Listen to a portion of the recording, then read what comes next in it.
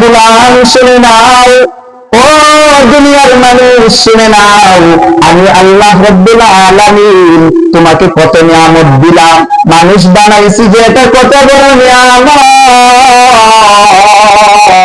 বান্দা কত বড় নিয়ামত জানো? আমি আল্লাহ যদি চাইতাম তোমাকে মানুষ না বানাইয়া তোমার এই রূহটাকে একটা গরুর ভিতরে দিতে পারতাম। পারতো কি পারতো না?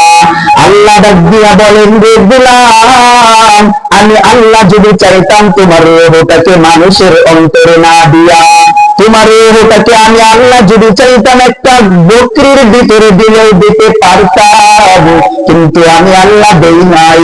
তুমি তোমাকে মানুষ বানানোর জন্য তুমি কোনদিন আমাকে বলো নাই, ওগো আল্লাহ আমাকে মানুষ বানাইও, বলছেনি? কোনদিন আল্লাহর কাছে দরখাস্ত করেছি আল্লাহ আমাকে মানুষ বানাইও? দরখাস্ত করি নাই। তারপরে আল্লাহ আমাদেরকে মানুষ বানাইছেন। কত বড় নিয়ামত, কত বড় নিয়ামত! বান্দা চিন্তা করে দেখো কত বড় নিয়ামত। শুধু কি বান্দা এই তোমাকে মানুষ বানানো এটা শেষ? না রে গোলাম, না, মানুষ বানাইয়াই শেষ না রে গোলাম। চিন্তা করে দেখ, আমি আল্লাহ তোকে মানুষ বানাইছি, এটা তো এক নিয়ামত। দ্বিতীয় নিয়ামত, আমি আল্লাহ তোকে মুসলমান মা বাবার ঘরে পাঠাইছি, এটা কি নিয়ামত? কি নিয়ামত না? মুসলমান মা বাবার ঘরে তোকে পাঠাইছি।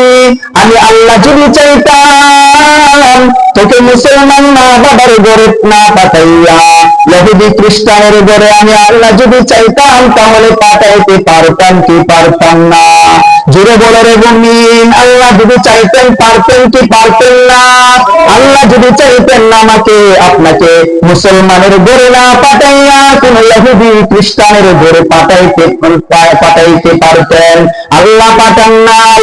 আল্লাহ রাব্বুল আলামিন বলেন, আমি যদি তোকে ওই ইহুদি খ্রিস্টান হিন্দুর ঘরে পাঠাইতাম তাহলে তোর মা হতো একজন হিন্দু, তোর বাবা হতো একজন খ্রিস্টান, তোর বাবা হতো একজন ইহুদি, তোর মা হতো একজন ইহুদি। আমি আল্লাহ তোকে এত দয়া করলাম, তোর প্রতি এত দয়া করলাম, কোনদিন তুই বলো নাই ওগো আল্লাহ আমাকে তুমি মানুষ বানাইও। এরপরে তোকে আমি মানুষ বানাইলাম, এটা এক নিয়ামত। আবার পাঠাইলাম তোকে মুসলমান ঘরে, এত আর এক বড় নিয়ামত। এ মুসলমান নবীর মা, ভালো করে শুনে নাও, ও পর্দার আড়ালের মা, ও পর্দার আড়ালের মা, ও বৃদ্ধ বাবাজিরা ভালো করে শুনে নাও। দুনিয়ার কোন পথে দৌড়াইতেছ, ওই পথ তোমার আসল না। তোমার আসল পথ ভুলে গিয়া আজকে তুমি অন্য পথে দৌড়াইতেছ। নিজের মনকে জিজ্ঞাসা